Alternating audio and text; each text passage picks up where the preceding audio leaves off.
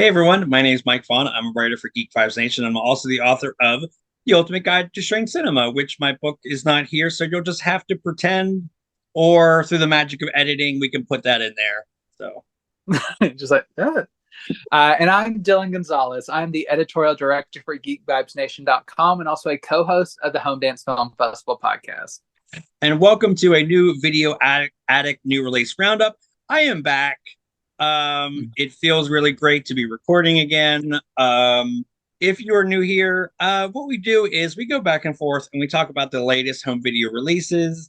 And, even if the quality varies, we always have a good time talking about them. Mhm. And with that, I'm going to talk about my first title, which literally just finished this morning. Um, and that is Good Burger 2. And I have to say, I was super nostalgic for the first film. I loved it as a kid. Rewatching it kind of recently, it just doesn't hold up. um, but the other reason I picked this was they made such a big deal at Comic-Con for this movie. Um, they had like the Good Burger Mobile. They had like some interactive Good Burger restaurant. So I was talking to my husband, and he's like, "Yeah, you kind of feel like you kind of have to at this point just watch the movie." So I did. I watched it, so you don't have to because it is not good. um, okay, so the humor for Good Burger is like very specific, right? Like if you find anything about, Kel's character grading, um, yeah, you're gonna have an awful time with this because it's just that to the max. And I think there's a way to make that less grating and a little bit more like charming. Um, but this isn't it. They just haven't found that kind of recipe. See what I did there? Mhm. Um, but I don't know. There's some fun cameos. I don't want to spoil it, but there is a scene where they get like kind of random celebrities to do like a song to sort of help save Good Burger. It has nothing to do with the movie. It's just an excuse to have some fun cameos, and literally, it's just them filming themselves in their house or whatever. So it's fun, but yeah, it's just kind of nothing. It's kind of a nothing burger, if I'm being honest. Like I like the nods to the first film. I like that if you are a fan of the first film, they do like carry over some like plot lines and some characters. Again, I don't want to spoil anything, but like there is a couple people brought back in a really interesting way. And then I like how Mondo Burger from the first film is kind of brought back in a really interesting kind of way. But I honestly, after I watched it, if I didn't take notes, I just right out of my head.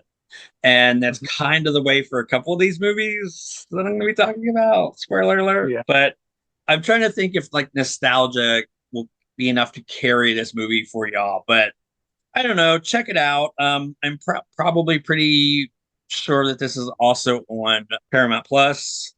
Hmm. That's Um, where it debuted.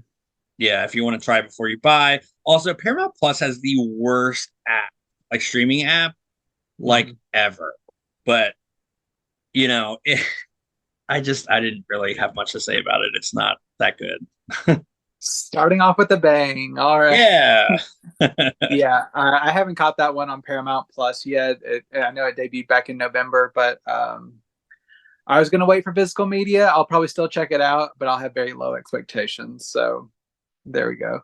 My first set, I have some pretty cool things and a couple multi-film sets. This first one's like a monster, but I'll try to get through it as quickly as possible. So maybe not super in depth on each movie. This is from our friends at Imprint Films over from Australia, but this will play in North American or any basically Blu-ray player. This is the Sidney Lumet Collection Volume 1.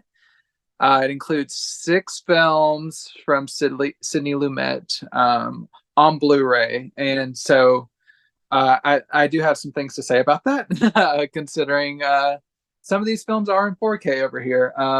But I'll kind of show off the 6 movies real quick and kind of get into them. The first one is Rod Steiger and The Pawnbroker. It's a pretty cool thriller. It's kind of like a simmering pot boiler, and this is actually a bonus disc I'll talk about in a little bit. About a World War II survivor who runs a pawn shop, and he's kind of pushing down some of his PTSD, but just living in the neighborhood he lives in, he's kind of like having all these flashes of things that but he's like more of like a reserved member of the community, and it's just him kind of like reaching this bubbling point near the end of just like all of this stuff's coming back to him, all this trauma, while all this crime in his community is happening, and no one really knows what he's went through, but he's just kind of like this lone character. It's a really interesting character study, and it's one of the better films in this set for me. I really enjoyed discovering this one. This was actually released by Olive Films back in like 2012, 2013, I believe. I did not have that release, so it was my first time watching this, but it's a really good movie, and I'll get into all the audiovisual and stuff things at the end.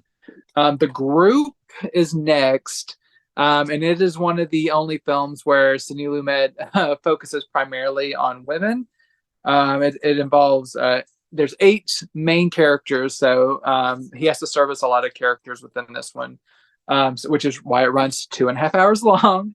But it is basically a kind of soap opera-ish melodrama about 8 women who have graduated from Vassar. It's like right at the end of the Great Depression, or right in the midst of the Great Depression, and it follows their lives all the way into it's like 1933 to 1940, I believe it is.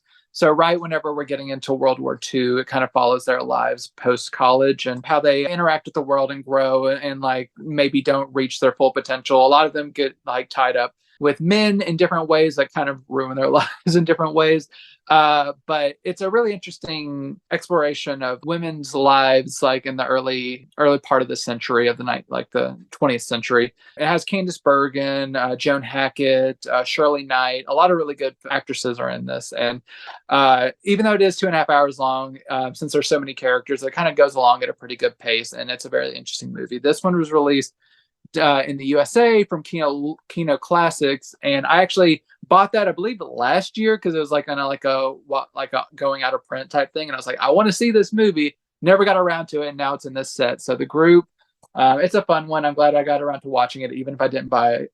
It wasn't the first copy I got of it. Next one is The Deadly Affair, which is a pretty cool spy drama-ish. It involves a man, like an investigator, learning about the death or the suicide of this man that he was investigating that doesn't look like it was actually a suicide, and it kind of involves him going down this rabbit hole of trying to figure out what actually happened to this man, while also having some problems like in his home life. And it's all kind of tangled together of just like, was this person potentially murdered, and all this government secrecy that's going on. So once again, a really good, like, a theme you'll notice with Sidney Lumet is he makes really good films. So this was another fun one that I really enjoyed. The next one is another one I owned before, but I had not seen it. This is not a slasher film.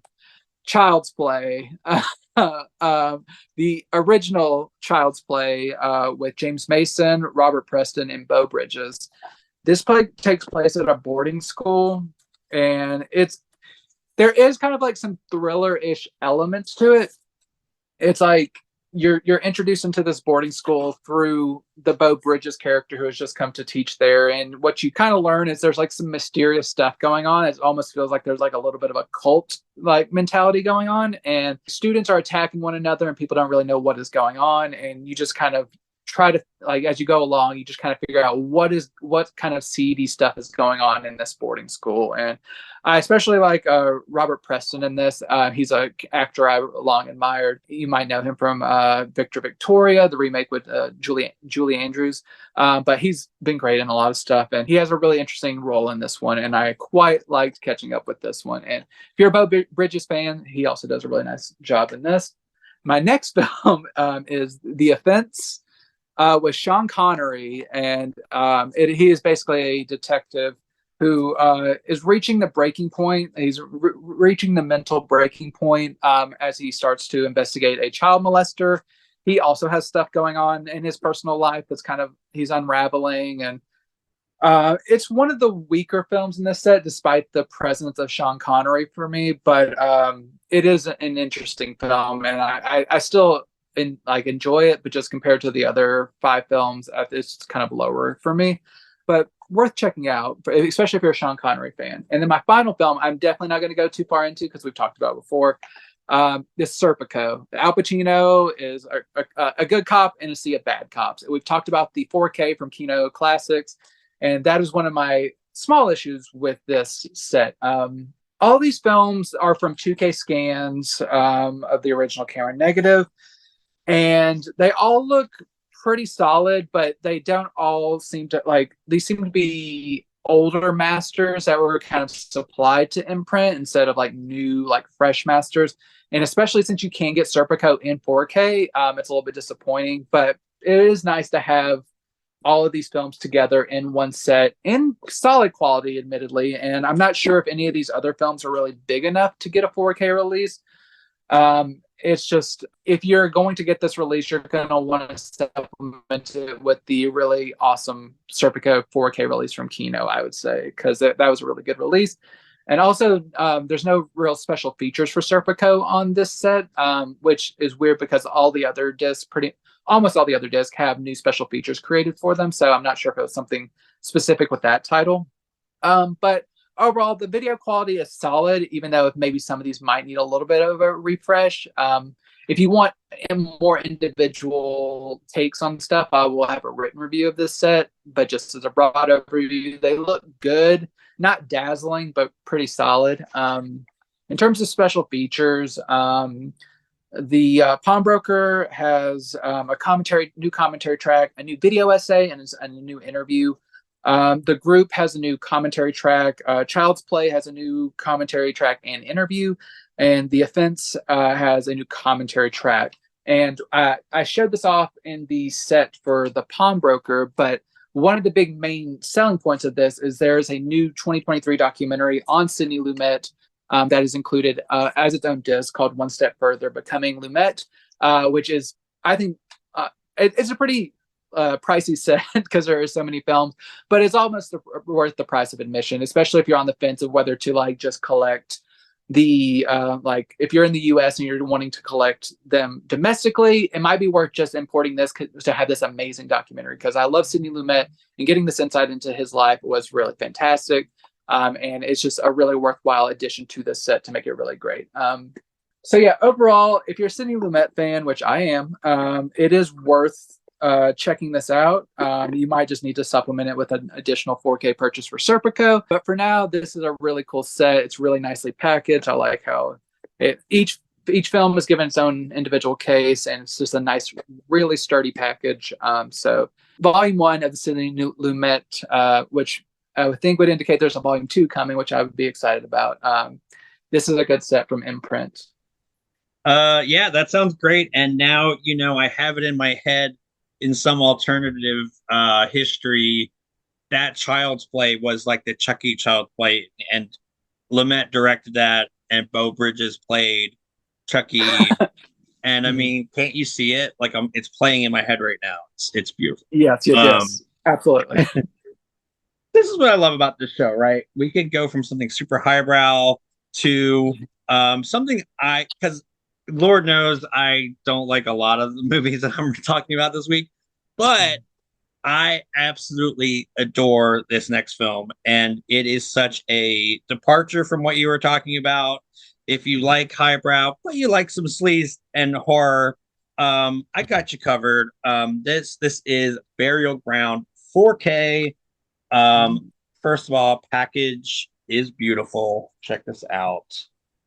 Um, and I love this movie, and I never thought I would ever see a 4K version of it. Mm-hmm. But here we are. So inside, here's the back. Nice amount of features. I believe everything has been ported over inside. So yeah, Burial Ground is like if you like Night of Living Dead, but was like, you know what this is missing? Worse effects, really crunchy zombies, incest, a little person playing a child, but clearly is a grown adult, with his voice dubbed. All that stuff is here and more. It's funny. The back says about it being sleazy.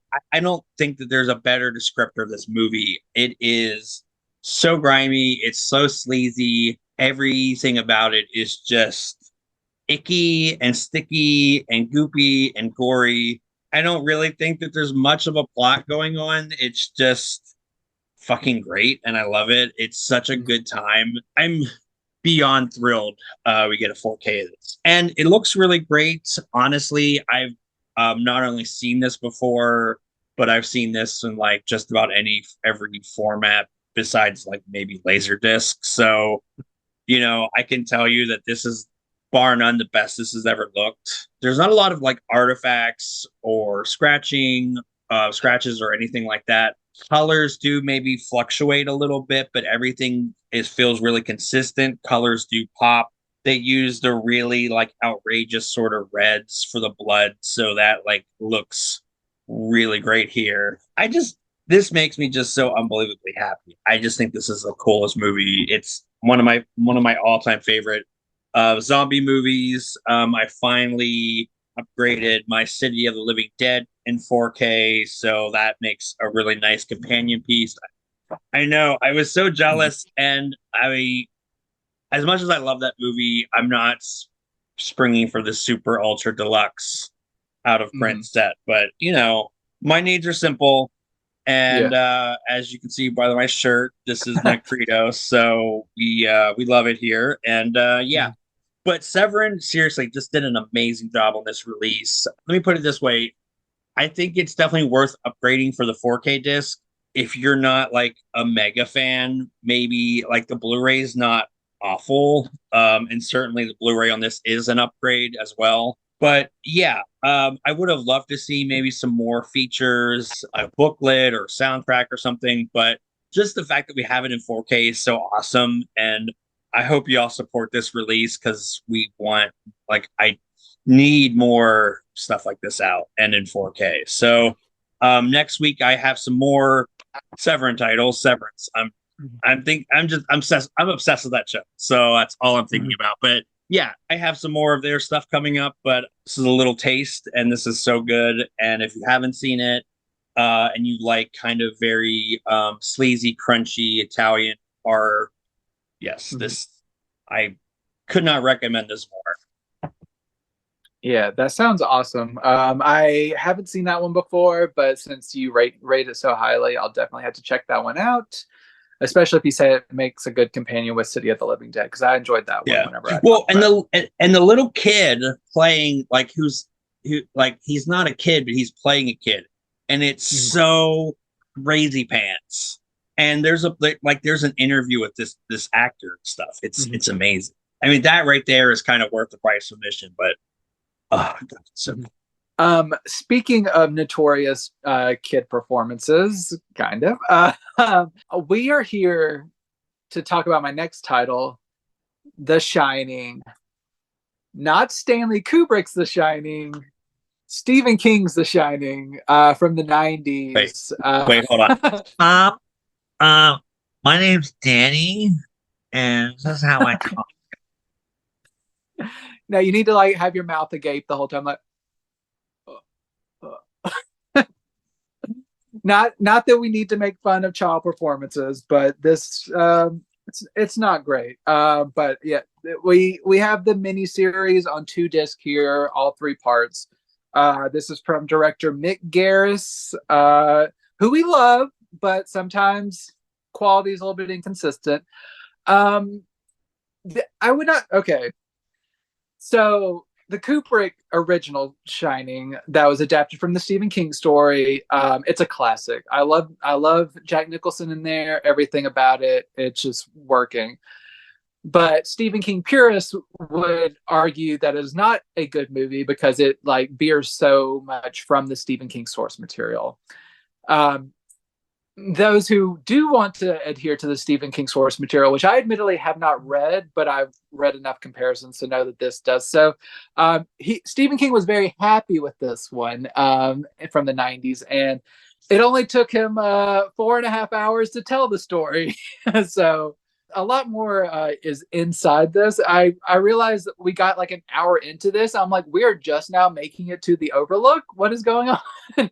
I mean, he had the job interview early on, but like the family getting there, it took about an hour. So that kind of tells you the pace that we're going on in this story. I don't hate this adaptation. It has some good elements to it, but overall, it's kind of a slog to get points just because it doesn't need, like, I know Stephen King purists will say it needs to be this long so you can get all of his little details in here and everything, but it's just such a steep downgrade from like filmmaking wise and storytelling wise from the Kubrick version. And I saw some people arguing that Steven Weber plays Jack in this, and like people argued that his descent into madness was more gradual than Nicholson's, and maybe Nicholson was like playing it like at a 10 from the beginning.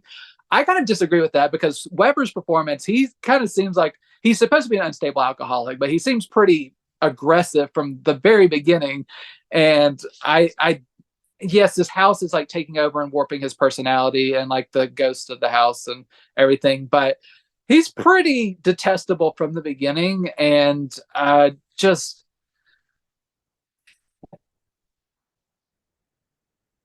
I don't know. It's if I'm ever going to like want to watch The Shining again, it'll most likely just I'll want to go to the Kubrick version. I'm not really going to be like desiring to seek this out again. I probably will give it another shot in the future, but it's just from a child performance level, a special effects level of just like the shrubs that are coming to life, the animal like topiaries that are coming to life.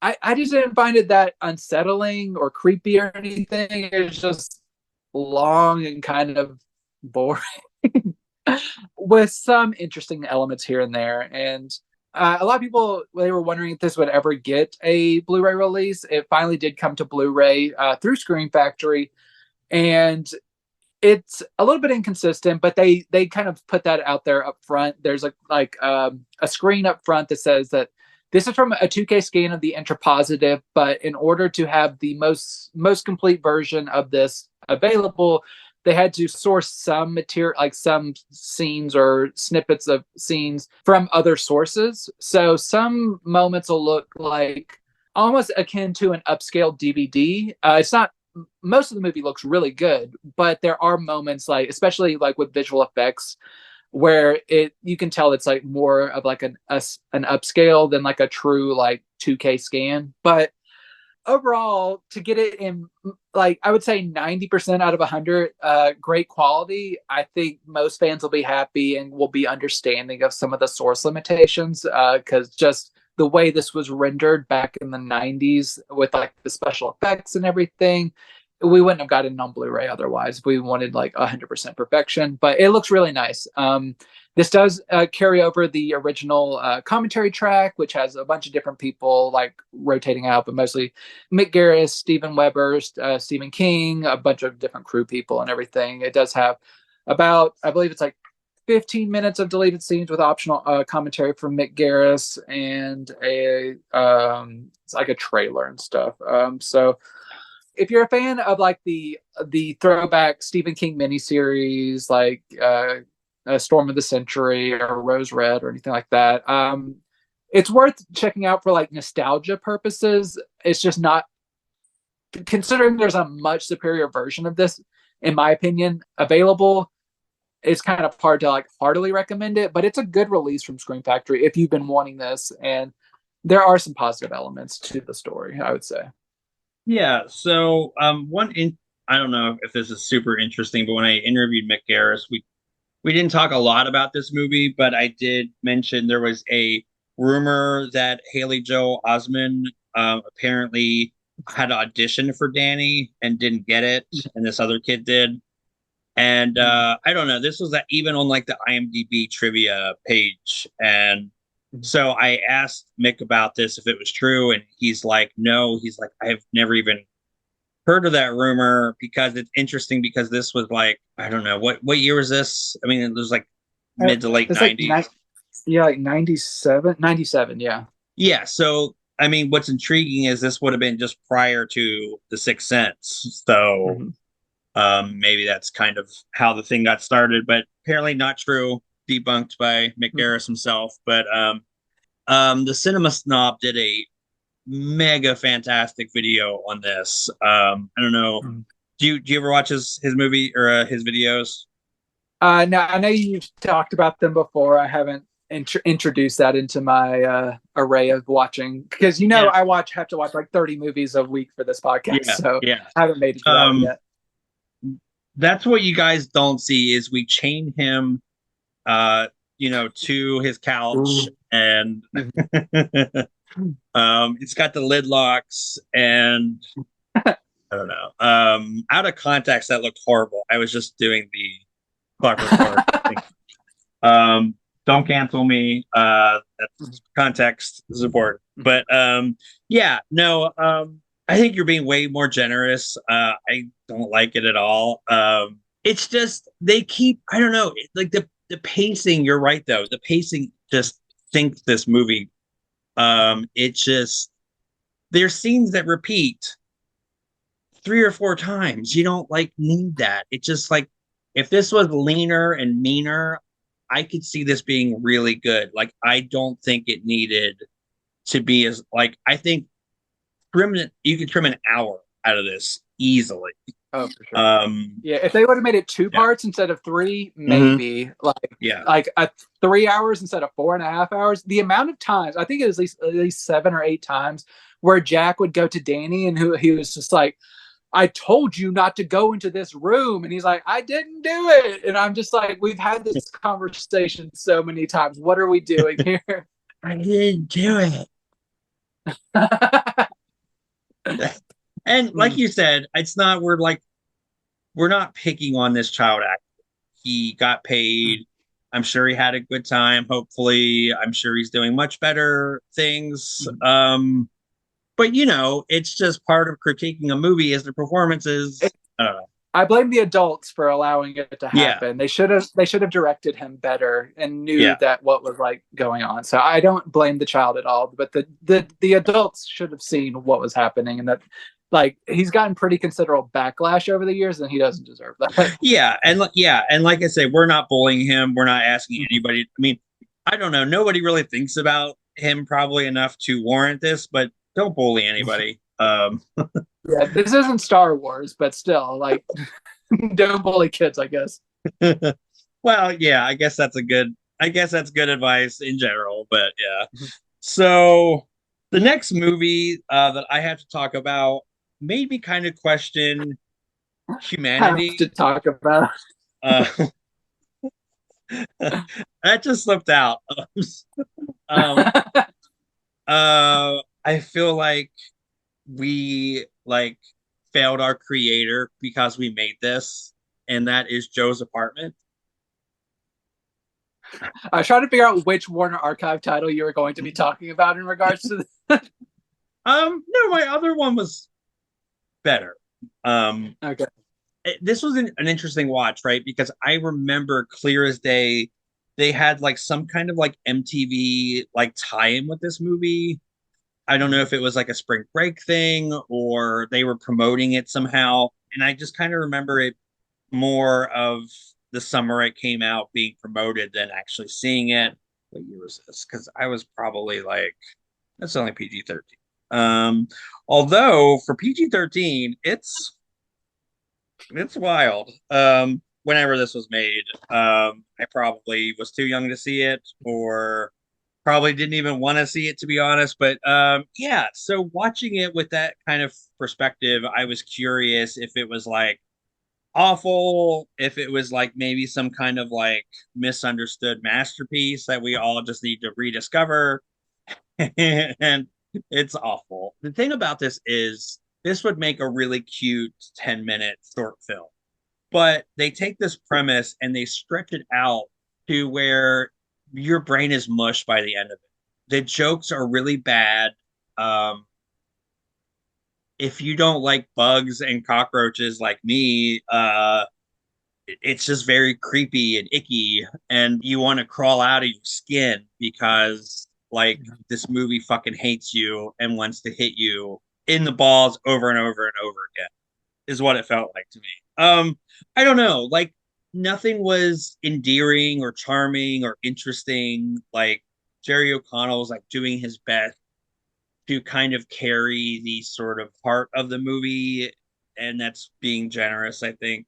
I can kind of see like where they were like trying to sort of do like a underground comic kind of thing. Like I know they reference like underground comic artists, like he's seems to be like a big fan of like Robert Crumb and stuff like that. But yeah, I don't know. It's just it's not the edgy cool movie that they think it is. Like it Freaked is I think what they were going for, but it was not that. And if you haven't seen Freaked, you just need to do yourself a favor and watch it because it's awesome. But it very much tries to be like that, but it's not. And like they have musical numbers, and it's like there's a lot of singing stuff, like way more than I thought there would be in this. And like the first time they did it, it was like kind of cute. They did like the Bugsley Berkeley kind of thing in the like toilet, and I was like, oh, okay, that's like that's one for the olds. But it just really gets old quickly, and I hated every minute of it, really. Yeah, I don't know. I wish I could recommend this, but my next Warner Archive title fared a lot better. So I don't feel like I'm being too harsh. It looks good. I mean, for what that's worth, because everything is greasy, grimy, dirty, disgusting, and usually that's fun, but it is not in this one. But it looks good. It sounds good. Not a lot going on special features wise. You get a couple classic cartoons in a trailer.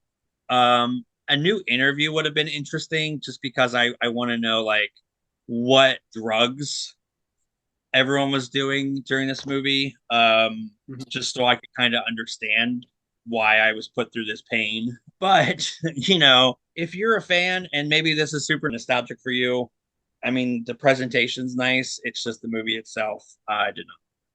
Yeah, I reviewed this previously on my Warner Archive solo episode, so I'm not going to repeat everything I said there. I mostly agree with you, not quite as harshly, but yeah, definitely not my favorite movie. But interesting, you were right at the edge of getting to the point that I like wanted you to get to, which is yes, it had an MTV promotion, which is this was spun off from the original short film Joe's Apartment. So whenever you said this would be better in a short film form, there you go. It was originally an MTV short film. So they weren't able to include that on this disc because it's owned by Paramount, who's like owns MTV, but it does spring from that original short, and they just expanded into a feature. So maybe they should have just left it at that short. But my next title, this is I've seen the ratings for this, and this is probably one of the larger chasms between how a normal audience feels about things and how I feel about things, because I really love this movie, and most people do not seem to like this movie. This is Skatetown, USA, from Sony. This was a blast. I enjoyed this so much. I watched this with my wife. We were cracking up. It was just such a fun time. Basically the vibe of this is, I believe this came out in like 79.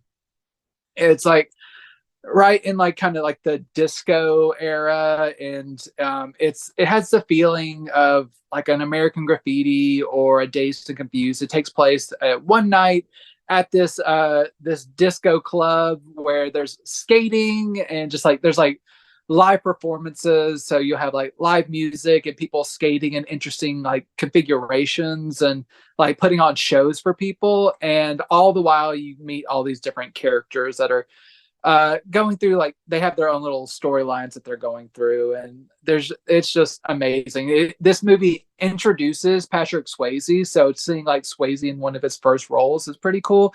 You have I believe it's Maureen McCormick, I believe, but plays Marsha Brady from the Brady Bunch. She is in here, and she gets to shake loose that sitcom stuff a little bit and show some shoulders and all that stuff.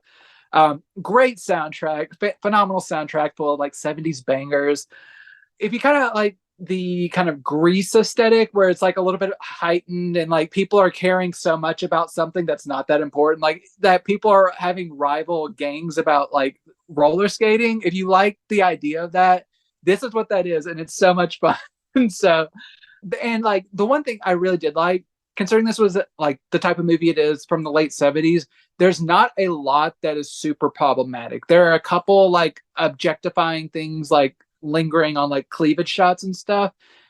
But there's some actually progressive notions woven into this, which I was very surprised about. Like there's like they have a traditional like dumb blonde character who works like at the registers, but she has this running thing of whenever people come around, she'll like spout off like some really deep feminist treatise that is really interesting, but like she looks like a typical like bimbo, but she's like very smart and like well read.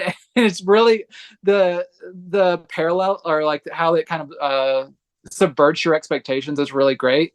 It's just one of the many things I really like about this movie. So really like Skatetown USA. It was such a surprise. Color me the most surprised. I did not expect to have such a positive reaction to this.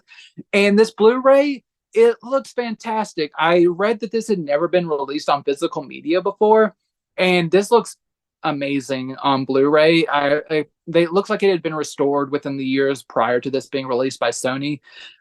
There's no specific wording towards what this was, but it looks really nice, vibrant colors with all like the bright lights of this discotheque going on. A really robust soundtrack, DTS 2.0 audio, no special features, unfortunately, but like just that we have this on Blu-ray and I discovered it makes me so happy. So if you want something kind of like fun and kind of like cheesy 70s like music focused, Skatetown USA is surprisingly fun and I highly recommend it. Yeah, that one kind of flew under my radar, but I'm sold. I love that description. I think that sounds really fun. I think people sometimes take their entertainment a little too seriously, so which I think is a good segue into my not final title, but my final Warner Archive title for the week is Rover Dangerfield.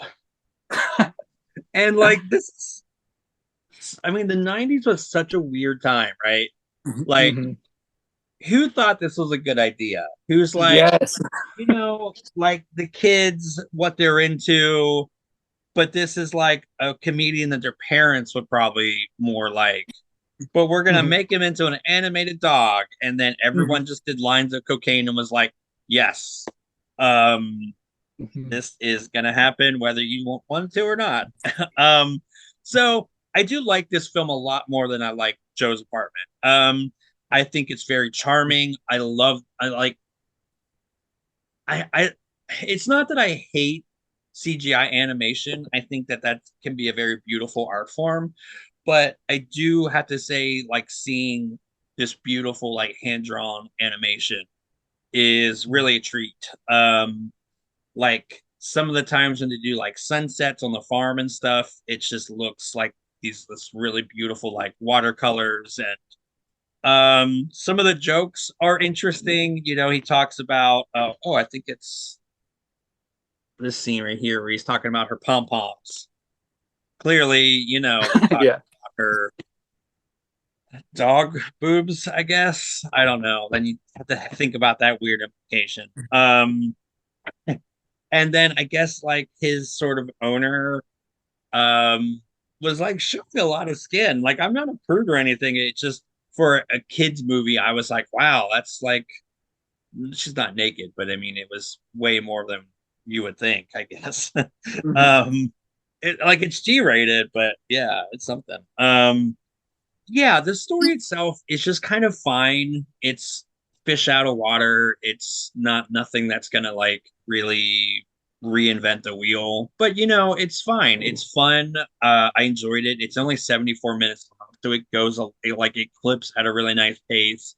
I like how like the designs are very stylistic at times. Like the bad guy is a really interesting like combination of like Cary Grant and Clark Gable sort of mishmashed in this weird sort of, you get what I'm saying? Yeah, Like I you was got kind of getting Robert Mitchum vibes a little bit. Yeah, okay. Yeah, all right, I can see that too. But yeah, no, it's good. It's again, this is one that I think I've definitely saw as a kid, so that might also maybe color a little bit of my opinion, but I liked it. I thought it was fun. It is so weird.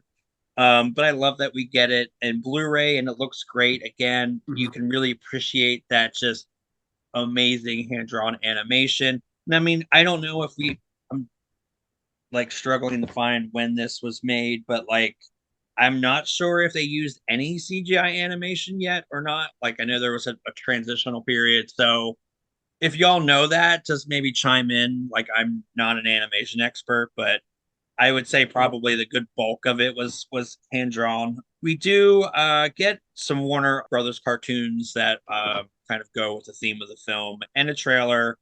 Again, I kind of would have loved maybe like I don't know a new interview or maybe like some archival behind the scenes or something. But it's really fun to have this document to how weird the '90s were. And it's pretty charming too. You reviewed this as well, right?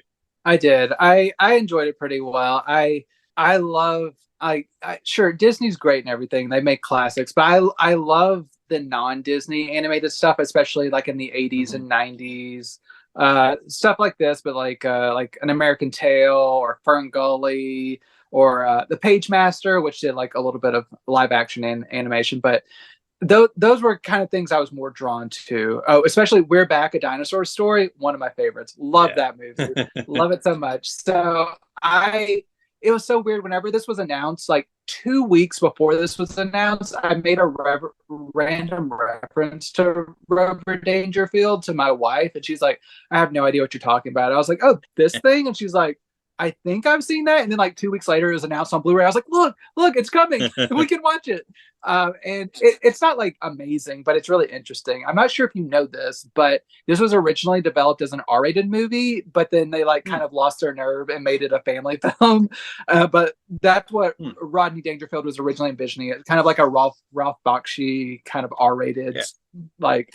So they just kind of toned everything down, but still kept kind of like the lingering darkness of like Vegas show life and like all this. It's really interesting how it kind of ended up turning out. Yeah. No, that is really interesting. So that actually tracks more. That makes more sense because yeah, he was. I don't know.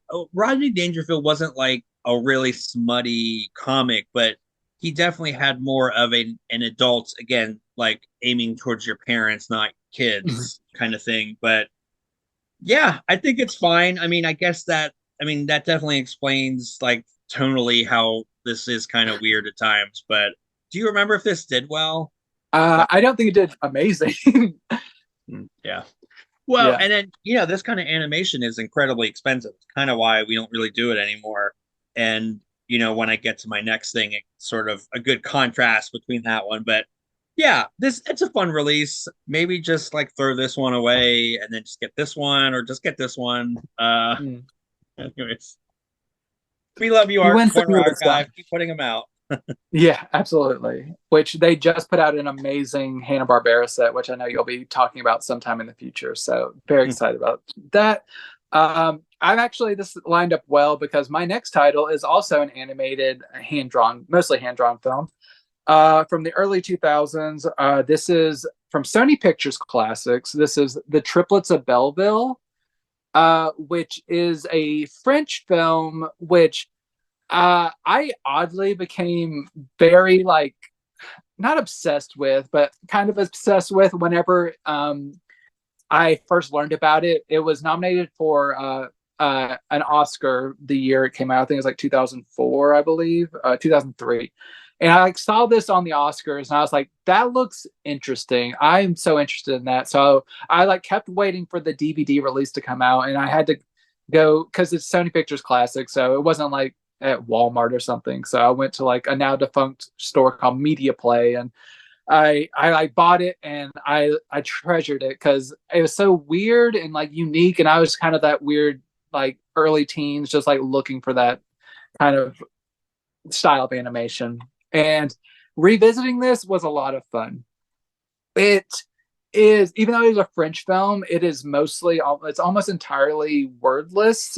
There's some singing in French, and there's like some occasional like background like chatter a little bit, but this is mostly just told through action and through facial expressions, which I really like. So it's even can appeal to kind of like any age, where even though there's like some kind of mature material in here, but you don't have to be on guard for like the language barrier. This is kind of open to just anyone can pretty much enjoy it. But its most basic essence is it's a little woman, this woman right here, and she has her grandson right here, this dude. She like kind of raises him after I think his parents have died. That's what you kind of infer. And he grows up to be like this hardcore cyclist. And in the midst of a race, he gets kidnapped, and her dog go and like try to track him down to like rescue him from this kidnapping. And along the way, she meets these famous singers from the 1930s who are now older women called the Triplets of Belleville. And so she kind of partners up with them to rescue her grandson. And it's just like, it's very unique animated style where there's like, it's very like, a lot of times like very exaggerated facial features or boxy. Like you have people kind of similar if you've seen like a Spider-Man Into the Spider-Verse, like the Kingpin is like a very like boxy, like kind of like square rectangle look. Some of the henchmen in this one look like that. And there's like very like exaggerated noses and like big eyes and just really unique looking animation that I really like. I don't want to rag on Disney, but like animation prior to the last 4 or 5 years was going more so for photorealism, and I like whenever animation plays more so with being an animated film. Anything can happen. You can do anything you want, and you can make these characters look any way that you want, or this city look any way you want. And that's what I really like, especially like the Spider-Verse films or like the new Teenage Mutant Ninja Turtle films. They're making animation like an art form again instead of just like trying to replicate real life. So if that sounds interesting to you, I highly recommend this. It's a lot of fun. It has like a quirky sensibility. It feels kind of a throwback, but it's just a really good film. This was previously released on Blu-ray in 2017 on a manufactured on-demand Blu-ray disc, so a burned Blu-ray disc. This has now gotten a re-release as of this January on this new Blu-ray disc, and it is different. It is not just a direct port. That original, I don't have that disc, but from what I've researched, that original release in 2017 was a Blu-ray 25. This is a Blu-ray 50, so it's more room. That original had a DTS 2.0 soundtrack. This has a 5.1 soundtrack, which is what the DVD had in Dolby Digital form. So they've rectified that audio quirk where they weren't given like the full immersive audio experience, which you do have on this one. There was also some missing special features on that 2017 disc, which are now been included on here. So that includes there's a 15-minute making of, a select scene commentary, some unused scenes, and like featurettes, and there's even a new trailer for the upcoming new film from the director, which I believe comes out next year. But so they have went back to this disc and haven't simply like pressed it again. They've made it new and look good and all that good stuff. So even if you've owned this on the burn disc, I think you'll want this press disc with all like the upgrades and stuff. But if you don't have this yet, Triplets of Belleville is a really fun slice of animation, and I highly recommend it. It's a lot of fun. Nice. Yeah, that is one that I will have to check out. I've actually never heard of that one. So now this one is definitely more, I guess, mainstream. But I really didn't. I really wanted to like it. I didn't like it. And that's Migration. And the packaging is really good though. Like it's got that like raised. Here's the back, and same thing on the inside here. So yeah, I do have some nice things to say about this. I think that the animation's really nice looking.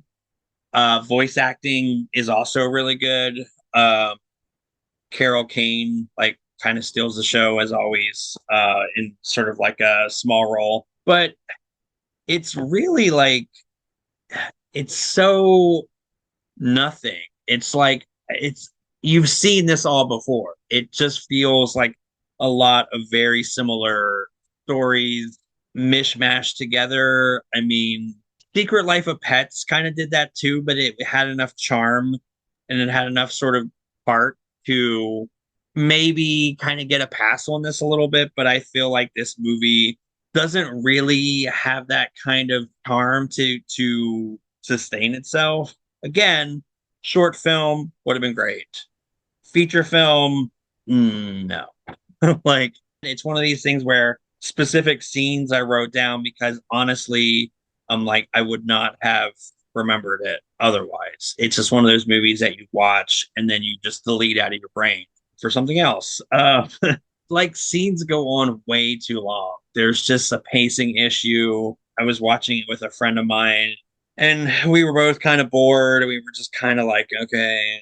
And then I think like we might have paused it, did something else, and then came back to it. So it's very that, right? Like it's not anything that's kind of gonna like really grip you. It's Illumination for me is very hit or miss. Obviously, Super Mario Brothers was really good.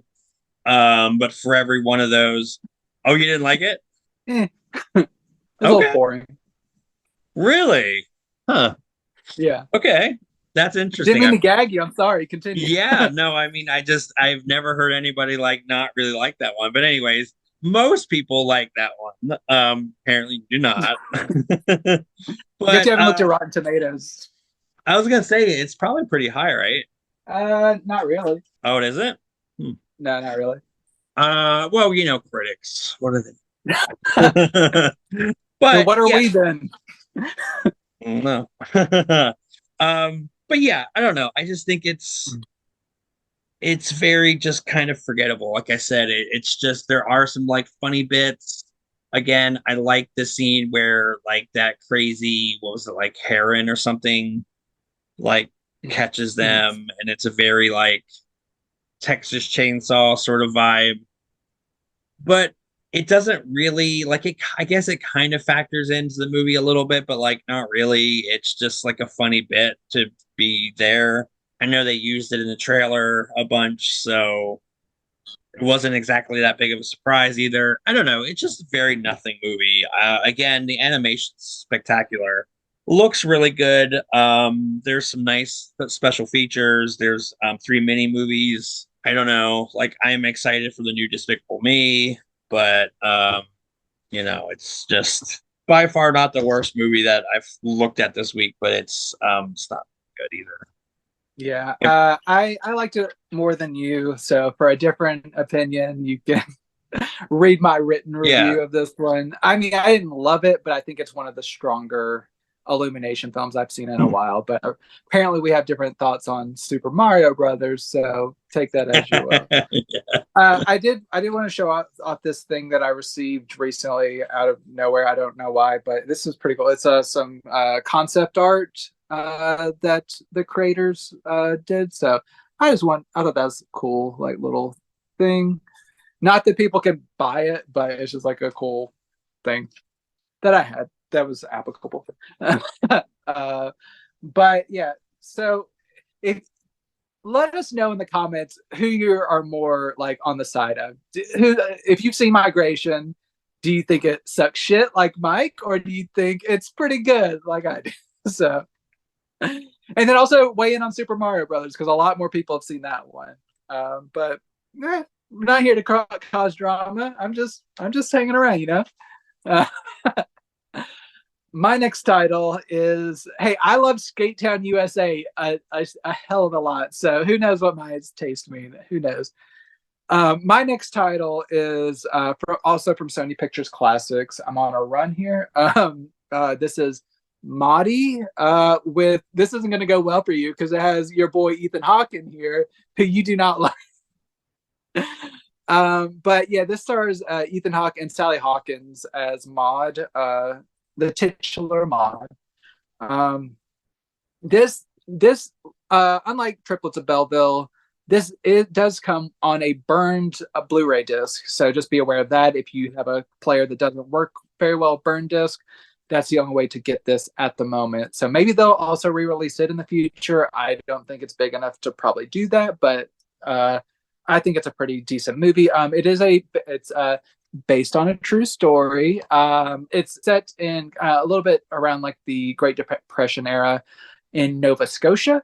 And it's about a woman who she's an arthritic woman who so she kind of has she has like small issues with her body and trouble moving around a little bit, and she's kind of been othered throughout her life, and she has some hidden trauma that you kind of learn about as you go about your story. But she leaves her house early on in the film to kind of reclaim her independence after some issues at home, and she ends up becoming the like live-in help for Ethan Hawke's character, who's kind of like this gruff hunter type character who or he's like a fisherman and he like sells fish and he's always working and he needs someone in the house to run the house and stuff. It's not a situation like a lot of these tales would be where like he needs someone to raise his kids. He is childless and so is she, but he just needs someone to like take care of him basically. And it eventually turns into like them getting married and like their story, but that is not the main story. The main story is despite her impediments in life and like that obstacles that are put forth in her, she is a really talented artist and she like becomes more and more like known around the community and even like in larger like in the world as like a really acclaimed artist as she kind of starts deteriorating more in her health and becomes more arthritic and kind of curled up and all that stuff. So but it's more of like more of an inspiring story of like what she was able to create like with her art and her outlook on life, all that stuff. Is it a perfect movie? No. And they kind of frame this as a like a love story in some respects between her and Ethan Hawke, Hawke's character. But his character's a bit too much like domineering man and like a little bit too like malicious towards her for me to really feel like any kind of real like love between them. I know they were together and she claimed she was happy at points, but he was so awful to her at times that I just like I didn't emotionally connect with their brand of love. It didn't like conjure good warm feelings in me. But her story as a painter and stuff and as an artist and like as a woman who is trying to gain her independence like in like a world that's not really wanting to respect her, I responded to that aspect. And Sally Hawkins is amazing. People might know her probably maybe best from her Oscar nominated role in The Shape of Water, but she is just a really talented performer and she does just really good work in this. And she's like the way she embodies this character without making it seem like a caricature and stuff. She brings a lot of honesty to this character. So if you're into kind of feel good true life stories, Maudie I think hits the spot. This looks pretty solid on Blu-ray. It's like a good HD transfer, DTS 5.1 sound. It does have an audio commentary track from the director and then like a 15-minute making of featurette. So you kind of get some insights from all the cast and creative team. So this was one that I know my wife was really interested to see, so I wanted to check it out, and I'm glad we did. But it's probably not going to be something that's on everyone's radar. So if it sounds interesting, make sure to check it out. Yeah, I mean, it does. Like the whole thing off the bat sounds kind of problematic because I guess employer and then employee and then should not be like marrying them. But Um, Yeah. so my final title is Wonka, and that is the new Timothy Chalamet one. And I don't know. So I'm probably less precious about the Gene Wilder um Willy Wonka than most people. I think that we all are so bedazzled by how great Gene Wilder is in that we kind of forget that the movies, like the original movies, just kind of a little womp womp. If you look at it, it's very like you could tell the budget was like not there for what they were aiming for. But yeah, Gene Wilder was amazing in that. So I get why people don't want to accept another Willy Wonka. And I'm somebody that maybe that I don't know. This is less of a hot take than it used to be, but like the Tim Burton Willy Wonka is fire. His Charlie and the Chocolate I like it. Factory. Yeah. Yeah. But we're here to talk about. So here is the back and digital code will be in there just like with migration I forgot to mention. I have kind of mixed feelings on this one. I like there's aspects of it that I really like. I think Timothy Chalamet does make a really interesting young Willy Wonka. He doesn't feel like he's doing something completely like I don't know. It doesn't feel like he's trying to copy anybody else's interpretation of that character. It just feels like he's doing his own thing. And I guess, probably the one note was like, don't be super creepy because I guess people didn't like that about Johnny Depp. Johnny Depp's interpretation of the character, which I would argue is more like the in line with the book, but anyways, I don't know. Hugh Grant was cute as an Oompa Loompa.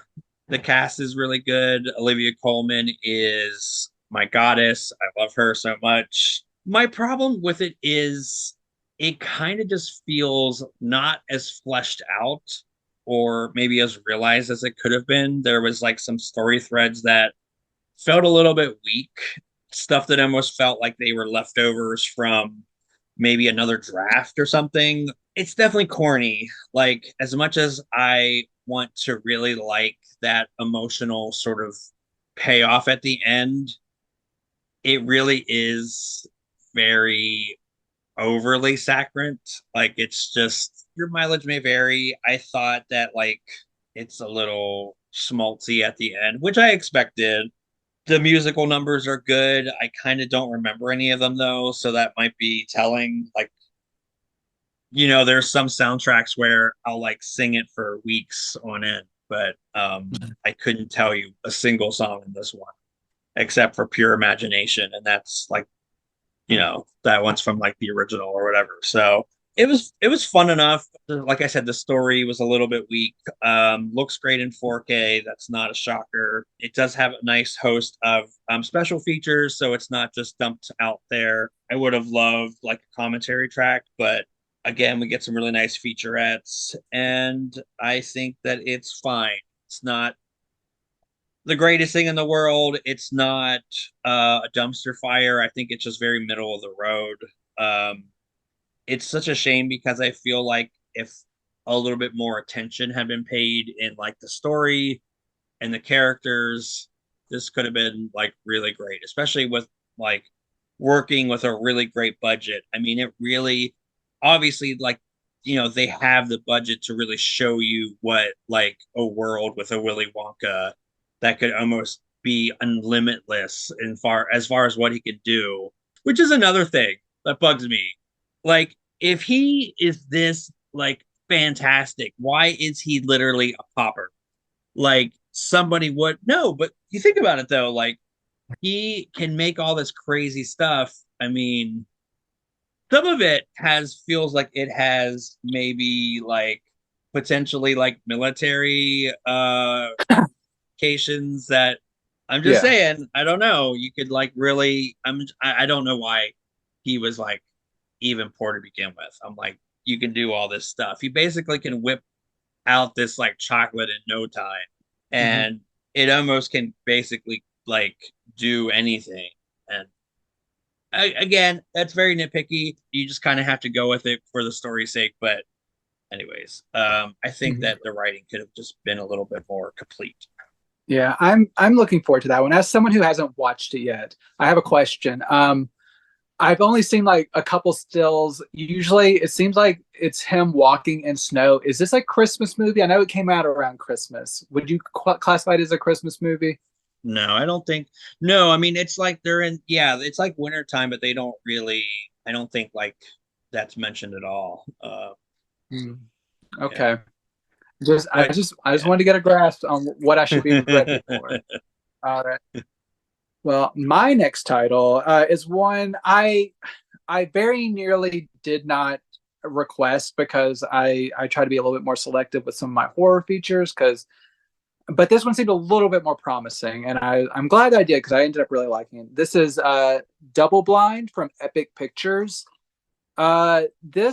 This surprised me. It's a very pretty simple story. It's a group of a young people. They kind of get they're taking part in this drug trial test where they're kind of like living at this facility for a few days while they kind of take these drugs and see what the effects are on them. But while they are there, soon they start saying the parameters of the trial are changing, and because of some of the reactions that the scientists are seeing. But then it eventually leads to them learning that this is a drug that it's basically keeping them awake for a super long time. So they're going to see how much time, or they're going to study how long they can stay awake before they fall asleep.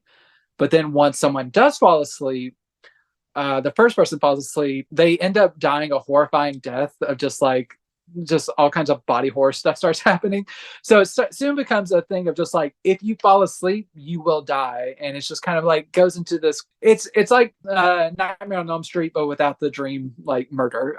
So like you don't. There's these people trying not to fall asleep, and like end up dying through like these different ways. But it's like a little bit of group think or like trying to like just break down of social barriers of just people starting not to trust each other and turning on one another and like kind of being suspicious of like certain people maybe not being who they say they are. The other layer is they get locked into this facility like kind of alone, so they're trying to like get out of this facility while not falling asleep, and it's just exposes all this corporate fuckery of just like corporations doing anything to like try to make money and all this stuff. So there's a lot of different stuff going on in here, but the basic thing is just a really good sustained tension throughout, some good body horror when you want it to be like kind of gross and goopy, but nothing like too extreme, but just like a nice amount. Really good acting for this kind of level of horror. Like no one's putting in like a really god awful performance or anything, which I really appreciate. I love good good acting in my horror movies, and the pacing's really nice. It's just like a little, maybe like right at an hour and a half, or like a couple minutes over an hour and a half. So yeah, overall it's pretty well constructed, really entertaining. It surprised me. It's just like it's not the most amazing movie, but just for what I want from a horror movie is just to be like generally entertained and like hopefully I'll get something amazing, but just like getting the baseline. This delivered what I wanted. So I'm satisfied. And so if you're looking for that level of horror where you're like, this is solid, Double Blind does the trick. This Blu-ray from Epic Pictures is like most Epic Pictures releases, a little bit of a mixed bag. Visually looks great. It's a nice brand new horror film on HD. Looks great. Audio wise is where they always stumble because they don't give lossless audio. They give lossy audio. So it's Dolby Digital 5.1 instead of Dolby or DTS 5.1 master audio. It probably wouldn't make a major difference, but it's just in the year 2024, if you're not giving us lossless audio, what are you doing? So that's like my major complaint with this one. It's not a deal breaker, but just come on. I've wanted them to switch to lossless audio for a couple years now. In terms of special features, there's a audio commentary track. There is the director's short film, which runs about 20 minutes long. It's also included in here. There's a brief behind the scenes featurette, some deleted scenes, which I think also have audio commentary. So overall, it's a pretty stacked release, all things considered. So yeah, Double Blind from Epic Pictures. At least check it out streaming if you can find it. It's worth checking out if you're a horror fan. I think it's a pretty solid one. Yeah, that sounds interesting. I like that premise. I feel like I kind of vaguely heard of that one as a new release, so I Mhm. will have to check that out. My final title is Bloodmoon. That is from Severin, and here's the back. So this is another one that, like, I mean, unlike Burial Ground, which I had seen like a bunch of times, I have never seen this before. And apparently this is making its North American disc debut, which is really exciting. And if you're a fan of like exploitation and Australian horror, this is one of those. There is a fantastic documentary called Not Quite Hollywood, where this was featured, and there is an interview from the one of the actresses from that documentary talking about this film, which is a really nice feature to include. And it's a kind of Australian take on a slasher, but it's definitely not like outback Australia. If you might kind of maybe think about that, like take it there automatically, Mhm. which I'm guilty of. But it's set just sort of like in a sort of beach town, but you can tell everyone has an Australian accent, and yeah, it's set in a I think it's like a Catholic boarding school. Kids start getting picked off, and then it's not really, and I'm not going to spoil it, but it's not really so much a who done it, because by the maybe midway point you find out who the killer is, which is Mhm. an interesting take on the slasher genre, because usually it's a little bit of a murder mystery kind of element. But I like who they chose to be the killer. I think that's interesting. It's just very weird and sleazy. I don't know if it's weird enough to quite carry the entire film, because it is a little bit of a slog at times, but I enjoyed it. It's very gory. It's very campy at times. There's definitely some like problematic elements to the movie, but not as bad as, like, I guess some movies from the era. And Mhm. yeah, so I think it's interesting. Is it good? No. Is it kind of a fun, gory, sleazy time? Yeah, I don't know if that necessarily makes it like enjoyable enough for me. It's not like, doesn't quite go as hard enough to really carry it, but I like that it's out there. Again, if you like I said, Australian horror and exploitation, you can check this one off your list. So Sever now has a really nice Blu-ray, and as far as how it looks, it really is impressive. Like, it's obviously sourced from a really nice print, because it's almost flawless. It really does have a nice kind of clarity and pop of color. Sounds really good. And again, we do get some really nice featurettes. You have the option to play it with the gimmicky Fright Break or not. And I thought that was the kind of cool option. Check it out. It's not, I don't know, it's not as good as Burial Ground, but for completists of like Australian horror, it's a must have. Oh, awesome. Yeah. I'm not sure how much Australian horror I've seen. I've seen like Wolf Creek, which I think was pretty cool from what I remember. But I would probably check it out just to see if I respond to it. It seems, especially with the concept of them revealing the killer halfway through. I think I want to see how that kind of. And you said you like the killer, so that kind of intrigues me as well. My last title is another mammoth set, and I will these films are so similar to one another that I'm just gonna have to like kind of group them together. But I love this franchise, and I was very excited about this. So this is the Saw 10 film collection. So this is 10 films released for its 20th anniversary.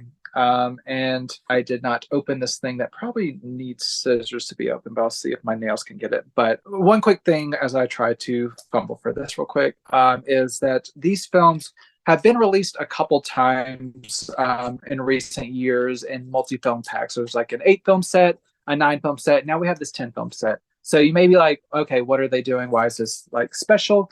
This is special because these previous sets condensed a lot of these movies, like multiple movies onto one disc, and they like got rid of all the special features, and they'd have like Saw like 2 and 3 sharing a disc, 4 and 5 sharing a disc. So it's like it really like condensed things down and made things not look as great. while like getting rid of all the special features. This gives each movie its own disc, which I will show off now, and it returns to special features. What I was trying to open up here is this kind of these postcards that come out of the set here. So I'll show these to you. So you have, this is the front artwork.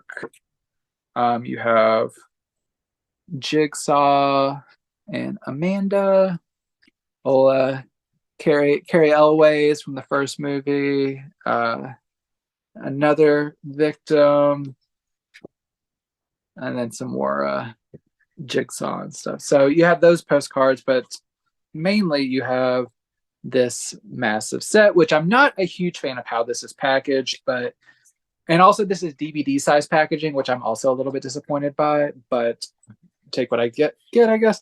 So all the Blu-rays are on this side. So Saw 1, 2, I don't think, okay, no, they are stacked, sorry. Okay, 1 and 2, 3 and 4, like 5 and 6, 7, 8, 9, 10. Okay, I lost track.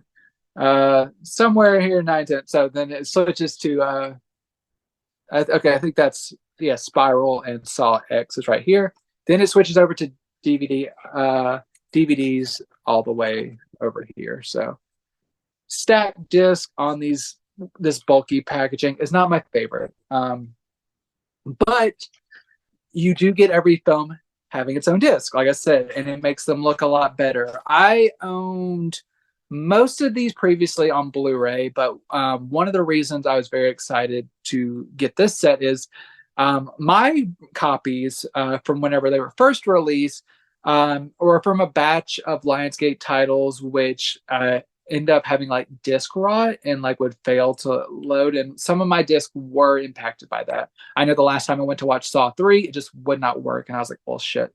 So I'm glad that these have been like, I'm now able to watch these again, because it's been a while since I've been able to watch some of them not on streaming, because I didn't want to repurchase them, because if I'm going to get them again, if I'm going to buy them again, I was wanting to get them on 4K, which I do have several of these on 4K, like Jigsaw, Spiral, and Saw X I have on 4K. So the first Saw was also released on 4K, but I had not picked that one up yet.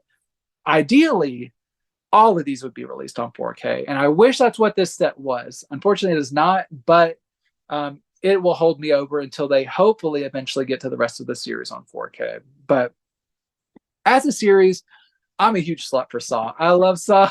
It's a lot of fun. Ever since I first watched the first movie, I believe I watched it like alone on Valentine's Day, like the Valentine's Day after the first one was released. It kind of like, the ending blew my mind, and I was like, what?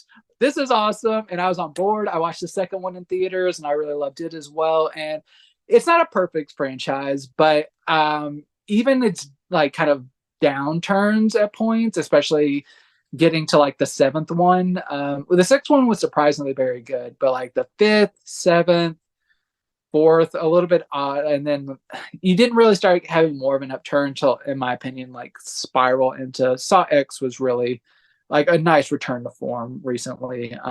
And I reviewed the last couple for Geek Vibes whenever they came out on 4K, but just they're also included on Blu-ray in here. But even at its worst, it's a franchise I enjoy, but at its best, I really love it. I love the inventive like traps and like all the twisty, like even when the twists are pretty dumb, I think it's fun. So like it's just a franchise where, yes, it is like torture porn, but it's like, it doesn't feel malicious. It feels like that's having fun with the audience. It's not trying to punish the audience, which I think is a really nice distinction for me, compared to some other kind of like things that just make me feel miserable. This is just like, you're supposed to like have fun with it.